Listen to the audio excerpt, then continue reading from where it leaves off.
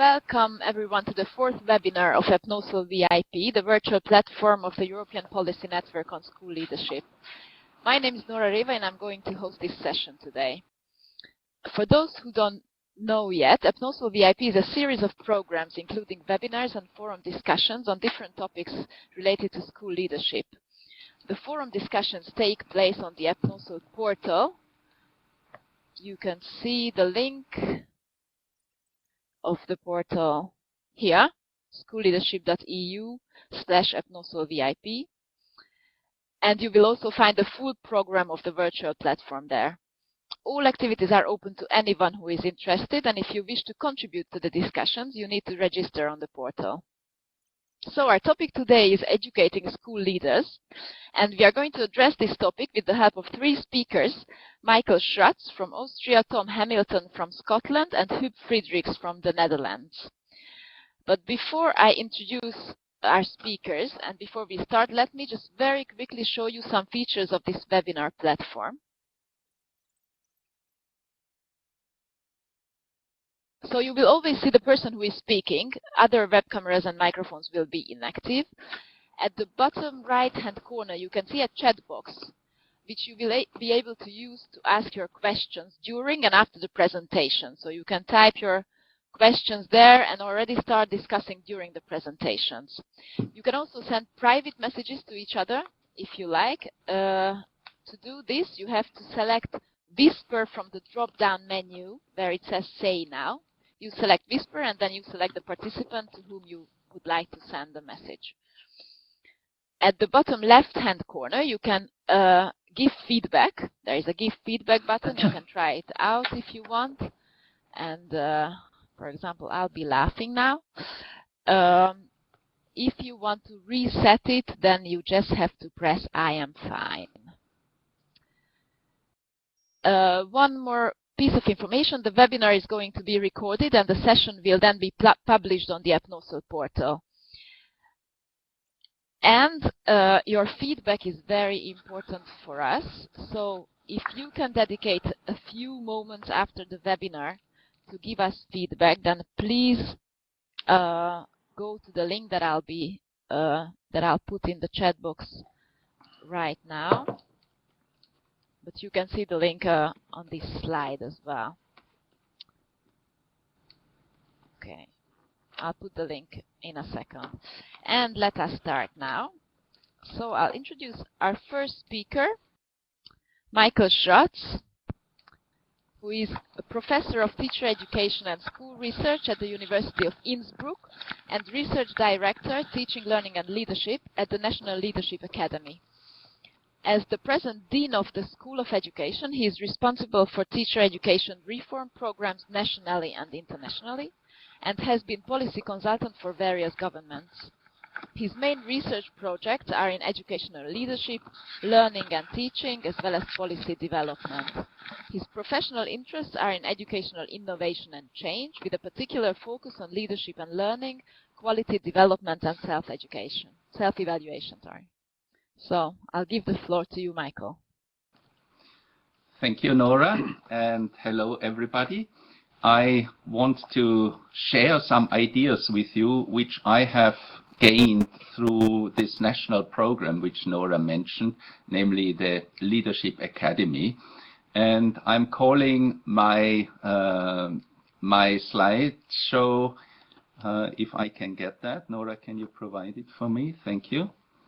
I call my contribution Beyond the Reach of Leading, exploring the realm of leadership and learning, because we have learned in our work that leadership is not something you can learn very easily, like riding a bike.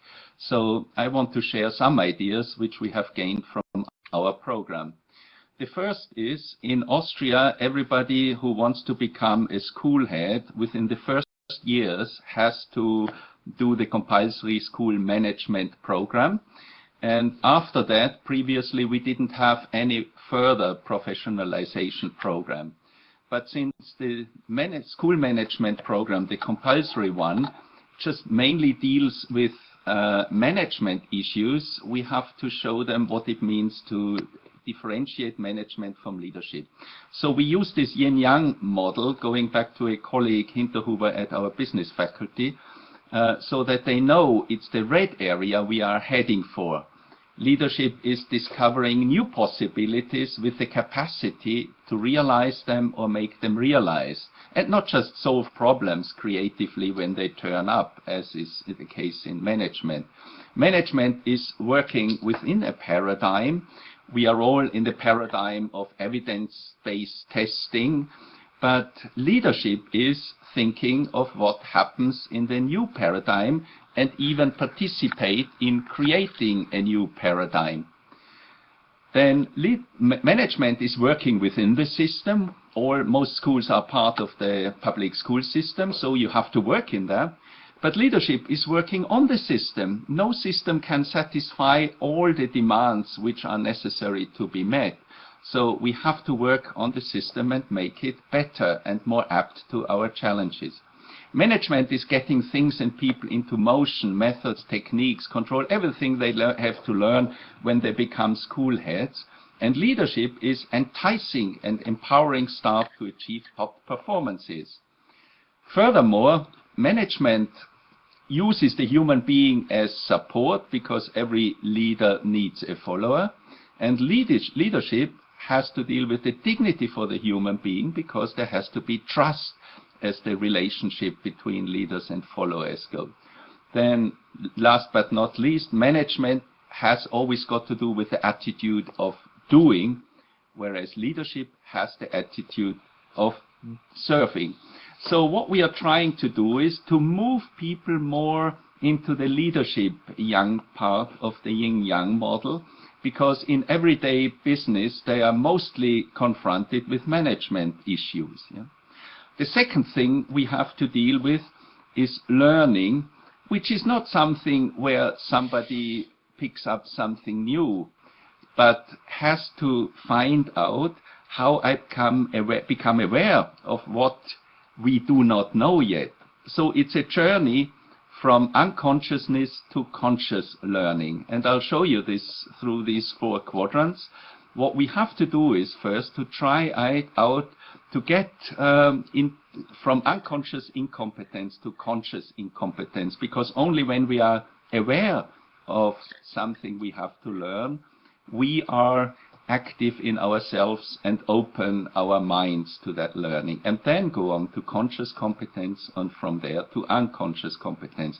This, of course, always has to deal with somebody leaving the comfort zone, getting into a phase of insecurity, because suddenly your habits, your actions don't really hold anymore in the same way, and slowly you get on into a confidence phase, and eventually you become secure of what you do. So this is the second issue which is important in our Leadership Academy. And the third one we learned from an international project with 101 European schools doing self-evaluation, Leadership for Learning it was called. And the successful schools there, they were able to link leadership on all levels of the system. So student learning is linked with professional learning of the teachers, the school heads, and all the actors in the fields, and systems learning, which again is on a different level. So only when you have a strong context for each of these and you link them up, you have the greatest chance to be successful in leadership for learning. And this is what we do by having 250 to 300 different school heads together, because only then can we make use of this combination between student learning, professional learning, and systems learning. Another aspect we learned and borrowed from Klaus Otto Scharmer at the MIT. When you go into a change process, you always have to think of going beyond a regular just reacting to something. This is a management, a problem comes up and you have to react. But generally speaking, if in a change process things are fairly complex, and Scharmer differentiates between 3 different levels or types of complexities.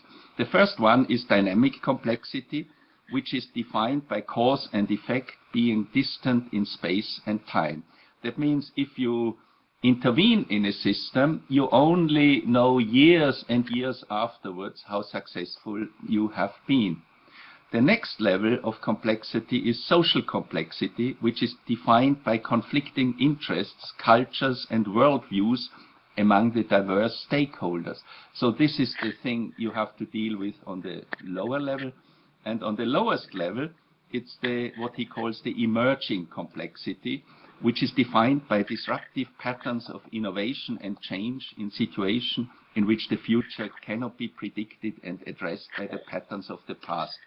That means we can't really build on the experiences of the past only. We sort of have to invent ourselves and things anew. And this is the most important process, because it's the process, what he calls presencing, combining, it's an artificial word, combining presence and sensing the presence, which is the phase between the letting go of the old and letting come of the new.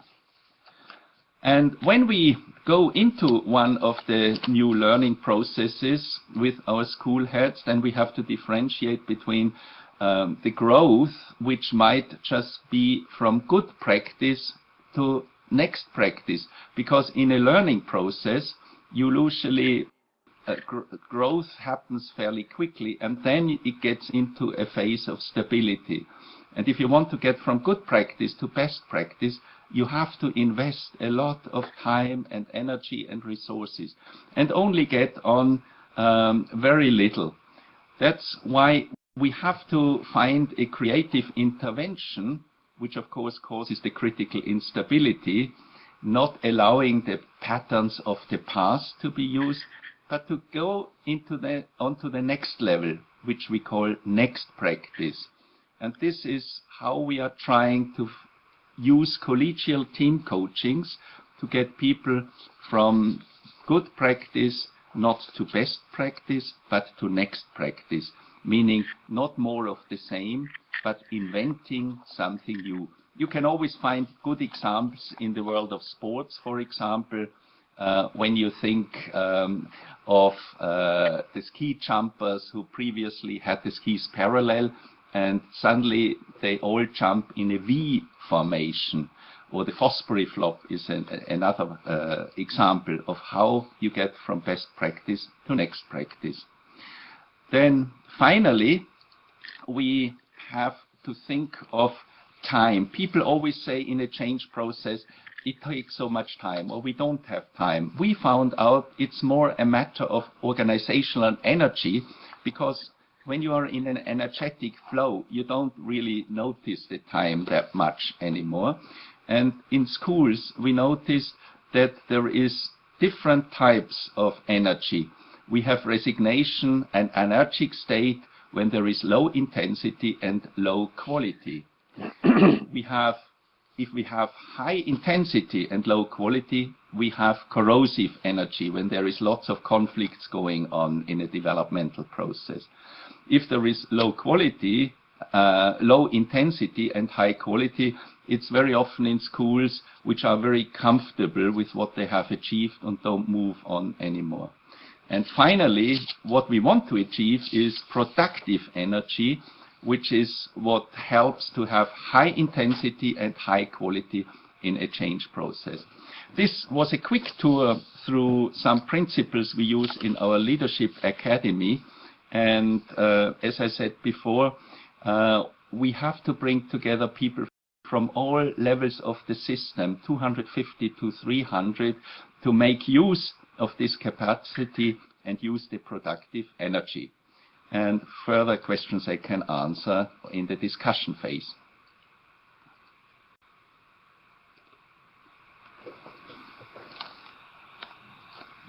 Thank you very much, Michael. Can you come back for 1 or 2 minutes, please? Because sure. As we said, we would spend just a very short time, 1 or 2 minutes after the presentation, okay, if somebody has a direct question to you. And there is one. Anna Paula Silva asks, how confidence is different from security? And I also wanted to ask in connection with the same thing, whether, because you said that unconscious competence was the phase that we want to achieve, and I was wondering why it was better than conscious competence, why it was a more mature state. Well, the thing is, when you want to learn something, you have to realize first that you don't know something. Otherwise, you are not ready. Otherwise, somebody tells you you have to learn to do this or that. But only when you are aware of what you know, what you don't know, then you open your mind, open your heart, and open your will. So it's just a matter, as I said beforehand, we have to find a critical intervention, which is a happenstance. Something happens to you, and all the learning processes where you really changed in what you learned was when something happened to you. And we have to find a way of creatively intervening, because we don't really shatter somebody in such a process. That's why we use the collegial team coachings, that the teams coach each other in a very intimate phase. Then Anna Paula asks, thank you for your feedback, and what is the difference between confidence from security? Confidence is more the inner state, which the person feels from within, whereas the security is what you find from the outside. So it's just two sides of a coin, if you might look at it that way. But what is important to gain confidence yourself first, and this is where it takes a lot of trust, and this is why it's important for leadership to create an atmosphere of trust in a change process. And self-confidence, of course, as Anna Paula here writes, confidence and is equal self-confidence if it's from the inside. Thank you very much, and I'm sure we will have more questions to you when we come back after the other presentations. Okay, thank you. Thank you, Michael. And let me introduce our second speaker. Tom Hamilton is Director of Education and Professional Learning at the General Teaching Council for Scotland. Qualified in both primary and secondary, Tom's last post in a school was as principal teacher in English at Doon Academy, Dalmellington. He then spent a number of years in teacher education and was Associate Dean of the University of Paisley School of Education before joining the Council in October 2004 as Professional Officer, Professional Standards. His current post involves him in developing, promoting and implementing the Council's educational policies. And Tom, the floor is over to you. Thanks, Nóra, and thanks to Michael for his presentation as well. Good to see the number of people from all across Europe that are joining us today, so welcome to this part of the presentation.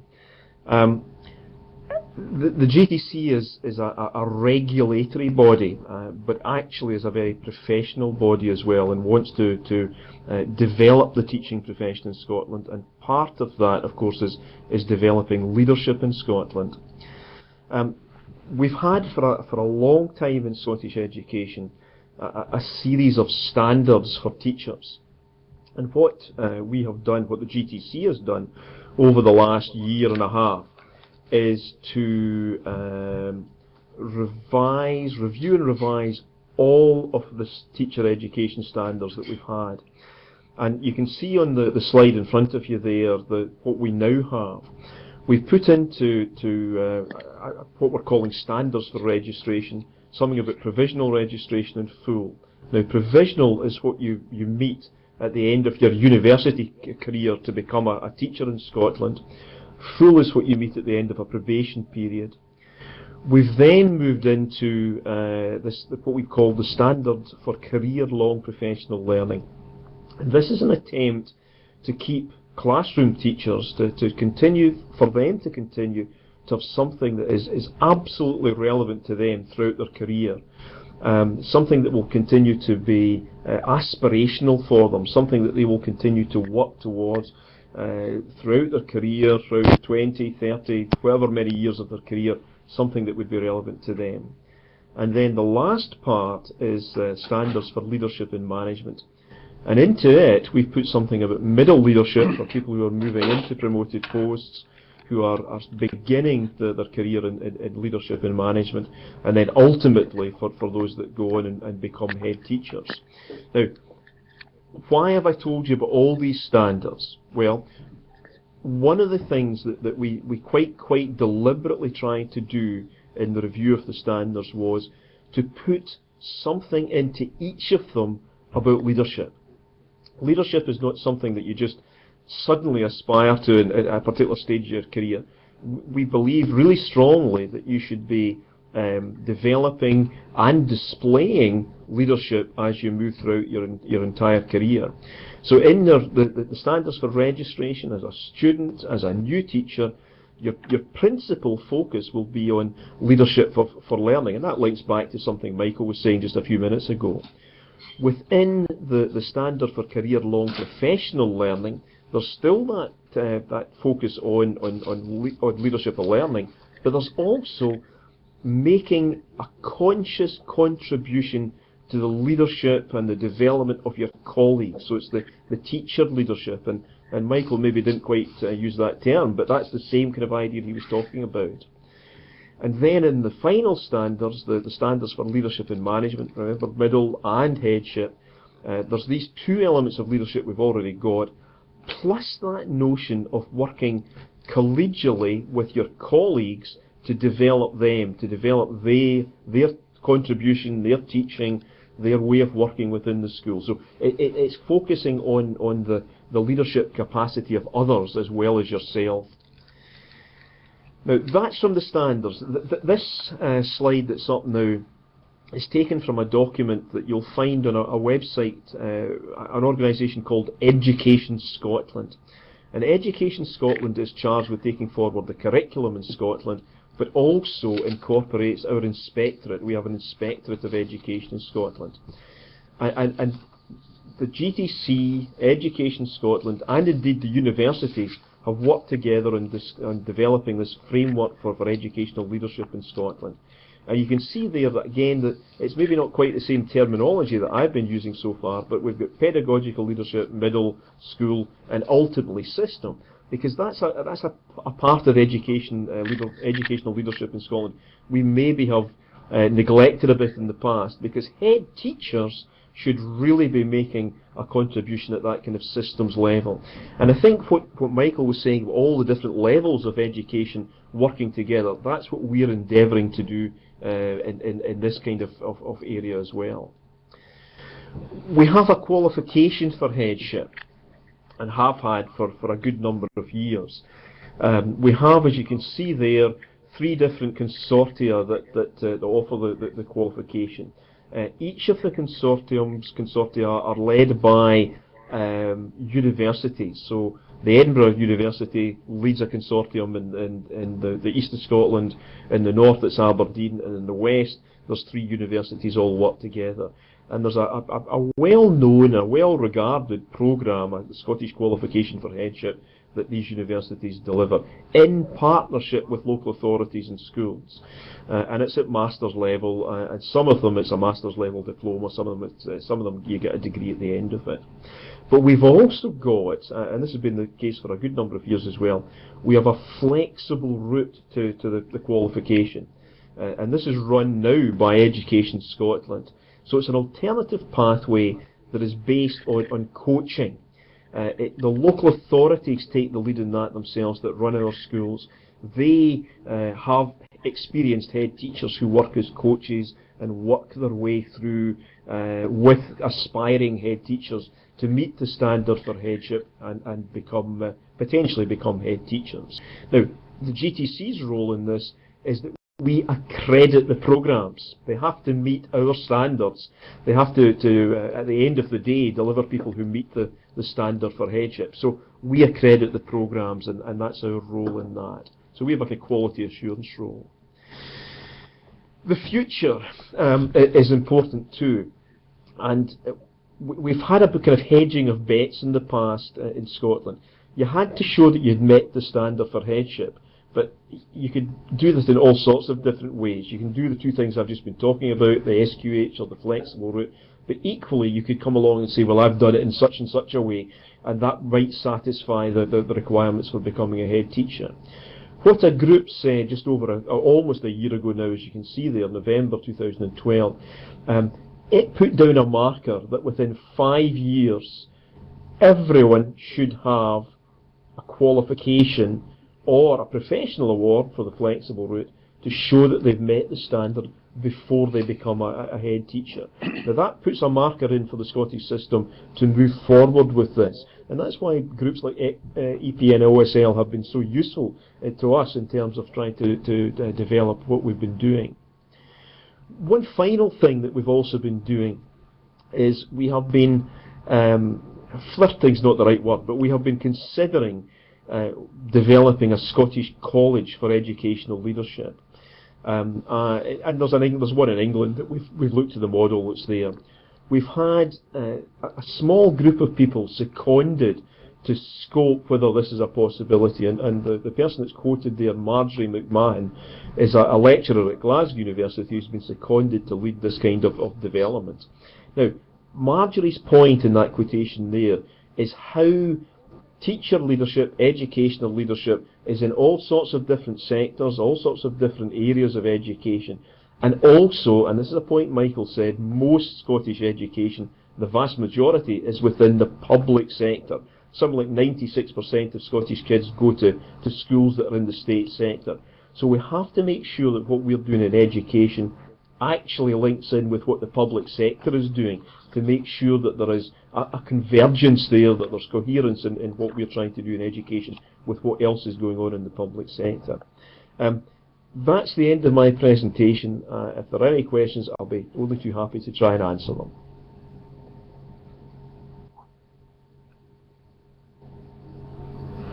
Thank you very much, Tom. Maybe one quick question from my part and then one from Anna Paula Silva. So mine would be, what are the ways, in what ways do you use the standards? That's a really good question, Nóra, and standards can be used in all sorts of different ways. Probably the most significant way for us in using our standards is for the individual actually self-evaluating against the standards, thinking about what he or she is doing in terms of their own performance within the school, within the system. And that's a really, really important thing. But equally, standards can be used to help design programs, they can be used for assessment, they can be used for all sorts of different things. So we have a great big long list of ways to use the standards, but the most significant one is actually that self-evaluation one.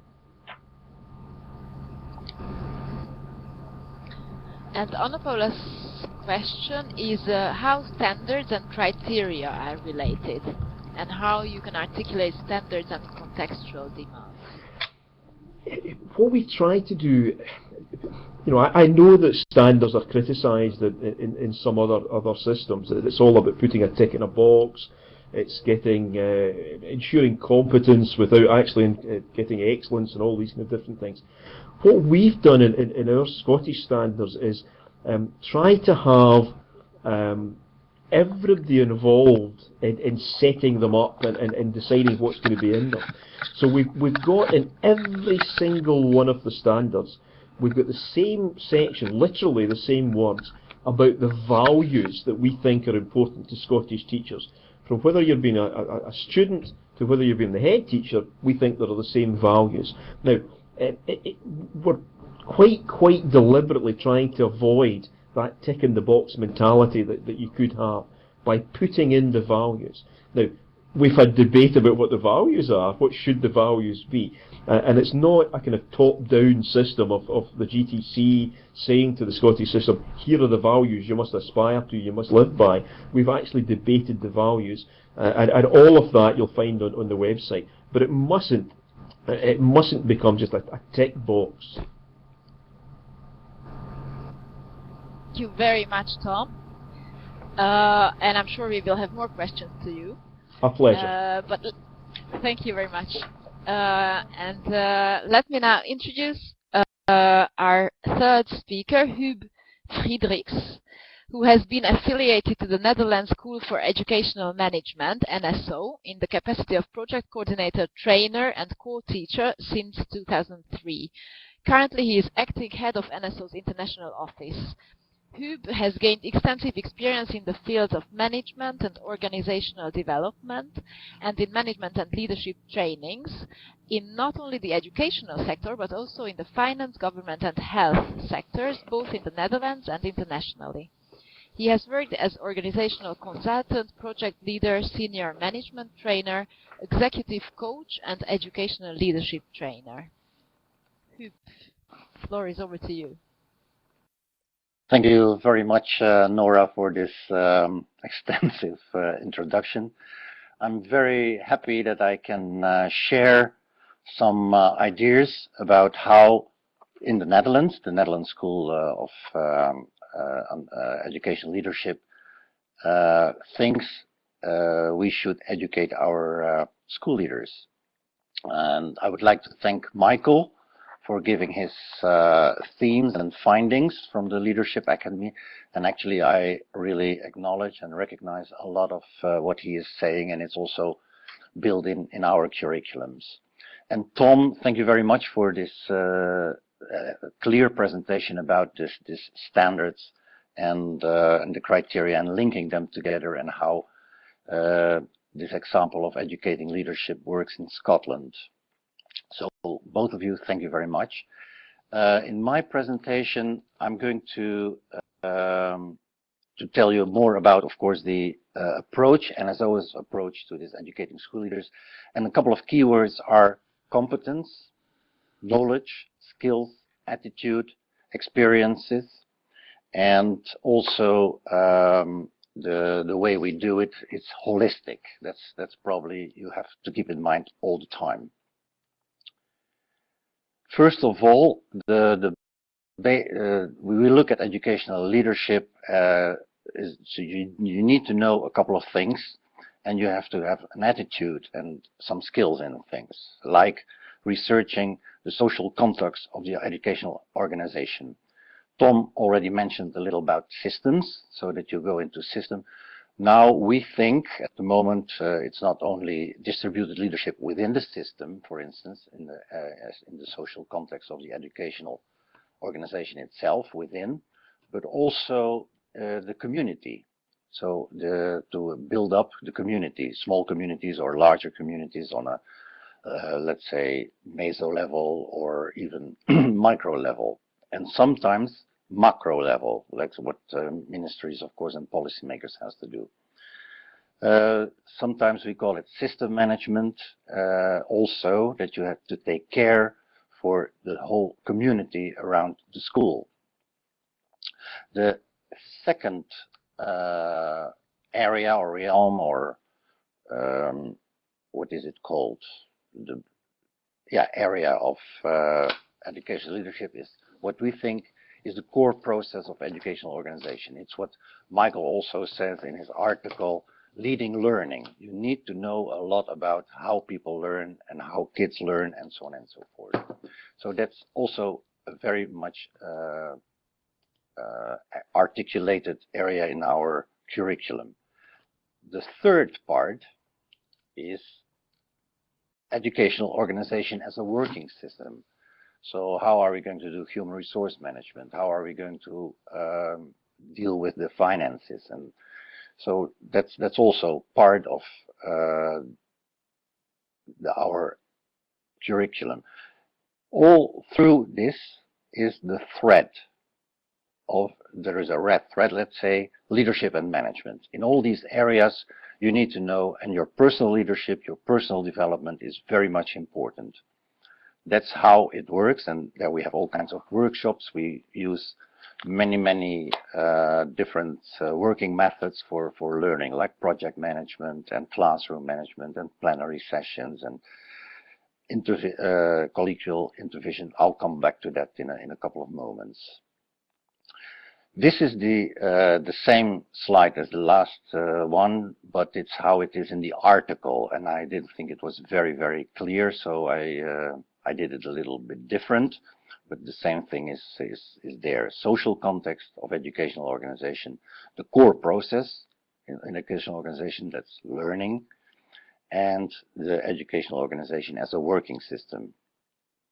School leaders need to know about those things, and they need to have competences.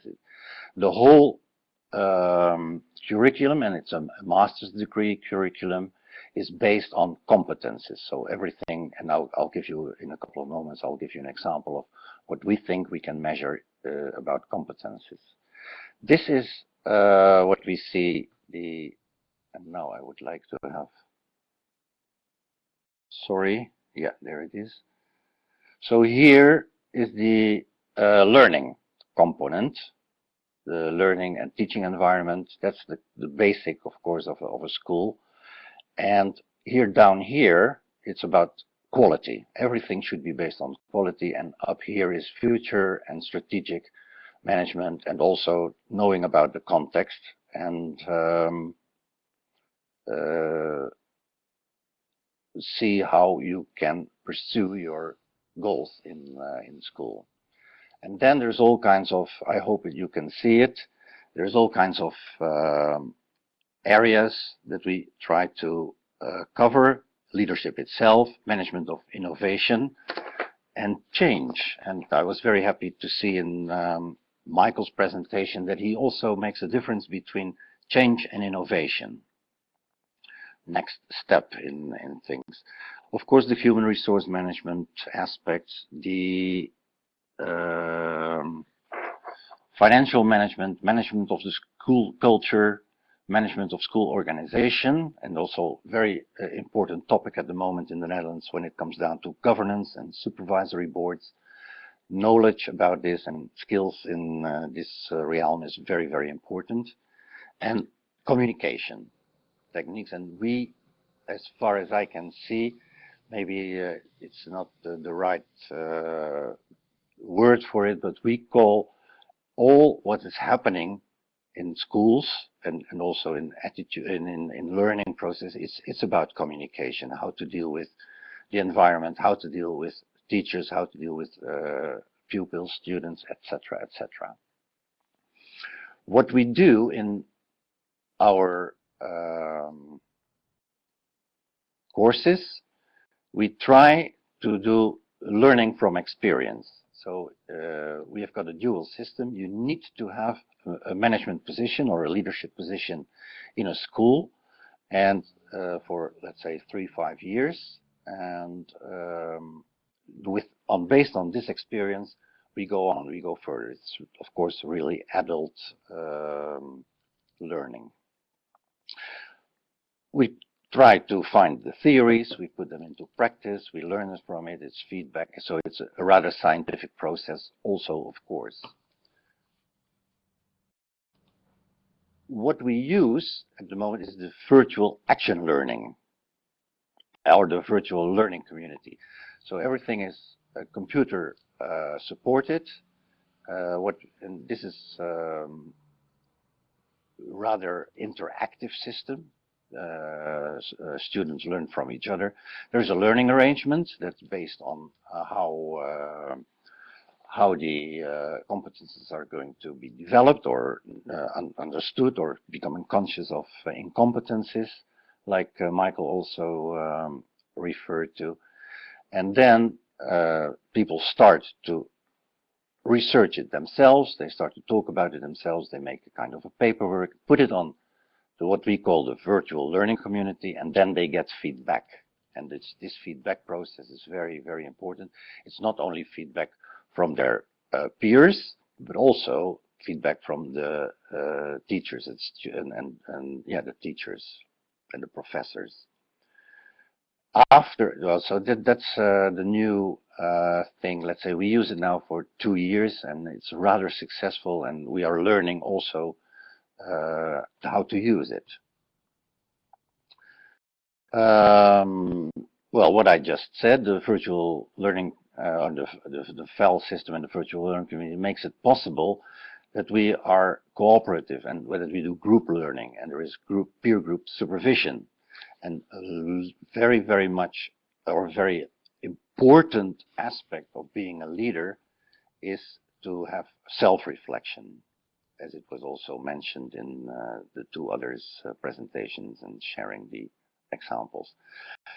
What we also see is that this personal development, people grow in knowledge, people grow in skills, people grow in their competences and their abilities to innovate or to change or to confront with dilemmas and paradoxes. And knowing this, then also the organization is growing. So there is all together the same part. There is organizational development and there is personal development. That's also one of the features of our. This is a little bit complicated. It's a 2 years course, and they go first in knowledge creation, and then they go into their masterpieces, and they go on a trip. They go a project. They have laboratories, and so on and so forth. And finally, they have their portfolios and their master thesis to be assessed as a school leader, a master. Well, this is a couple of things I mentioned before. So conditions of participation are that you need a management position. So it's dual education system because you have to have work. You need to be in working life, competence-based, learning skills, and according to the Dublin descriptors, of course, 2 years, and there is this assessment process, so that wherein you could demonstrate your competences, that you really show, and also, let's say, with the 360 degrees feedback from the organizations you work in. Those are the personal development plans, and finally you say, okay, you've got the master. Actually, here ends my presentation when it comes down to our approach to educating school leaders. We leave it with that, and as always, another presentation, I think. And of course, it's also 10 minutes. I got 10 minutes, and I think I'm through it, isn't it, Nóra?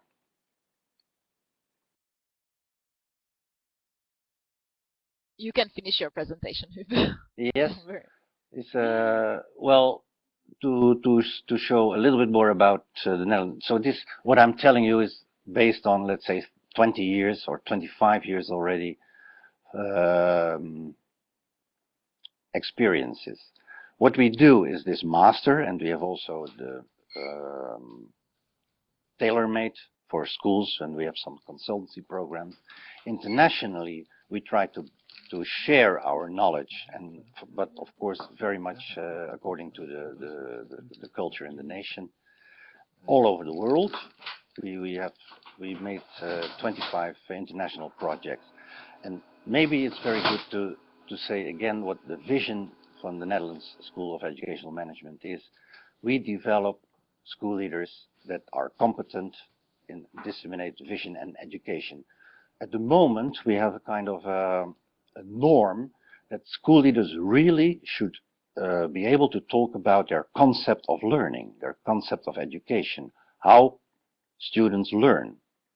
And yeah, there's many different ways, but the school should really show what it is. Of course, stimulate learning, inspire people, change. Well, these are probably for people who are familiar with educating management, very much the same buzzwords maybe. Quality improvement, that's our mission, and international. That's what we like to do, to provide a platform and a knowledge center for national educational development. So, and I can talk probably for 3 years about our international experiences, because it's so wonderful to work across Europe and even further. I leave it with this, okay? Thank you very much for your attention, and maybe there's questions and answers. I see Anna already has a question, or maybe Nóra, you take over. Thank you very much for your attention. Thank you very much, Huub. And yes, you can answer, if you want to, Anna Paula's question, which is, what about initial education if everyone has to be in charge already? Yeah, this is an interesting aspect of the Dutch system, the Dutch educational system. As maybe you know, Anna, that from EPNoSL reports that we don't have in the Netherlands a kind of licensing or a kind of qualification or a kind of standards that we say, okay, now you are allowed to be school head. And that's a very interesting, big discussion at the moment also on governmental level, that we should really have a register and that people should have also future or let's say professional education like Tom already mentioned. This is a big discussion. So NSO started all this to say, okay, we need the same thing as in other countries they have. And that's why there became a Netherlands NSO for educating school leaders. And that's also why we want to improve. And you need to have a little bit experience, and you need to have, let's say, you have to face problems in your daily real life cases that you can talk about. It's very much talking about your experiences, your feelings about things, your dilemmas, etc., etc., paradoxes in leadership. And yeah, to have it really inside the body and not only on a mental level and knowledge, but really attitude. Is this an answer to your question, Anna Polona? And thank you, Michael, for this comment that it's coherent. Yes, we try to, and it's still under construction, let's say. It's still under improvement. Thank you very much. And I would like to ask Tom and Michael to come back for a discussion. I think the curve of the three presentations was just beautiful. Michael setting a more theoretical framework, and then Tom giving a policy perspective on how developing school leaders is viewed, and then Huub a very specific example of training school leaders. And the same ideas and core principles came up in all of your presentations about learning the core principle of educating school leaders, and also you mentioned various ways of informal learning and professional development. And I wonder if there is a question already. Tom, you had a question. To Huub? Well, mine was really just to Huub, and it was about the online nature of the programme. Is it a help or a hindrance to have so much of it online in terms of encouraging discussion, debate? How would it compare with face-to-face? Actually, it's both. So it's a hybrid system, and it's not online that everybody is sitting like now in this webinar. No. You put your project results or your research results, you put into your working file, and then people can read it, and you ask for feedback. So it's more that you are sitting at your home, and you are sitting at home on your computer, and there is all the stuff going on. And then people come once a month or twice a month for 1 or 2 days to meet each other and to share experience face to face, and also with the body language, etc., etc. So they go on a trip themselves. So there's a week of leadership academy, and so etc. So all kinds of working methods are used, so that we can serve all the different learning styles of people and the different learning preferences.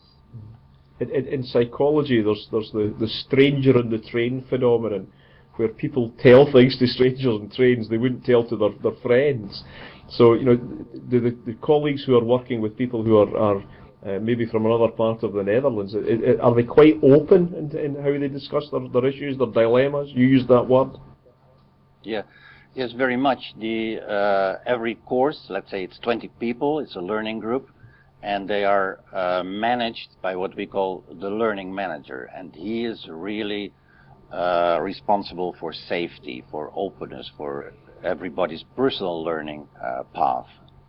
And yeah, what we see when people have their master's degree and we celebrate it, then it's really amazing how this group, as alumni now, are staying together and stay learning and have peer group sessions over the years. And it's interesting to compare that with what Michael is saying in terms of the Leadership Academy, with 250 people coming together from all sorts of different levels within Austrian education. That must be fascinating, Michael. Yes, it's very fascinating because it's the effect energizing a system. It's like when you go to a demonstration and only 20 people are there, you'd better go home again because you don't get the feeling that you get things going. But if there is 250 people and there's people from the different systems levels, so you have school heads, which is the first time that they come from all different types of schools, primary school up to upper secondary vocational schools, then you would have inspectors of the school system, and then you would have people from the minister, and you would have people from the teacher education, higher education system. And so this is our idea to make use of the expertise of all there. And if they get into a collegial coaching process, you can imagine it's not somebody blaming somebody else. What very often happens, the ministry says the schools don't really put things into practice properly, or schools complain about the ministry just piling up reform packages, because they have to deal with that immediately. And I think that's one of the great advantages, because previously in the regular compulsory school management programs you work with about 20 people and 2 trainers, because that's the usual standards. But here it's more systems development which we want to enhance in our program. Can I, Nóra, can I answer Mika's questions about his cross-cultural differences? Yes, because I know that your program was done in different countries as well, so I wondered whether you'd notice a difference. Yes, very much, and for us that's very interesting. Well, and as you know, NSO really wants to try to create a European school leader course. Right. But that's another problem at the moment. Yes, if we look at school leaders in other countries, it's still, in our eyes, and of course in our experience, it's still very hierarchical. It's very one-way communication. It's very cathedral-like. I give a college, and you have to answer, and you have to listen to me. We try to. The Dutch society is more, flat. So we don't have this, I forgot the English word now at the moment. Hierarchy. No hierarchies, but it's rather, what we say, we don't look up at professors. We think we know it ourselves better.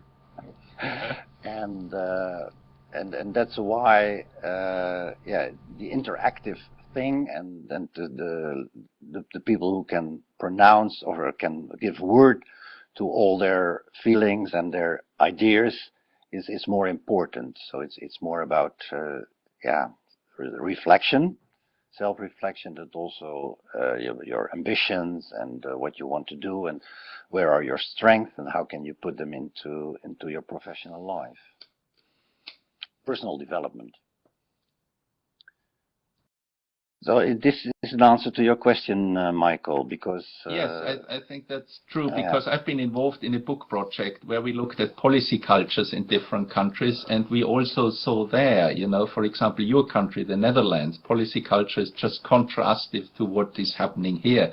And if we would use your policy mechanisms, it wouldn't work. It would be disastrous. So you have to be very sensitive of the socio-political and historical culture. I can give you the link to the OECD statistics, and they found out that in 98% of the decisions that a school leader can make, the Netherlands score the highest. We are very much decentralized, very all kinds of decisions like human resource appointing or laying off people, financial.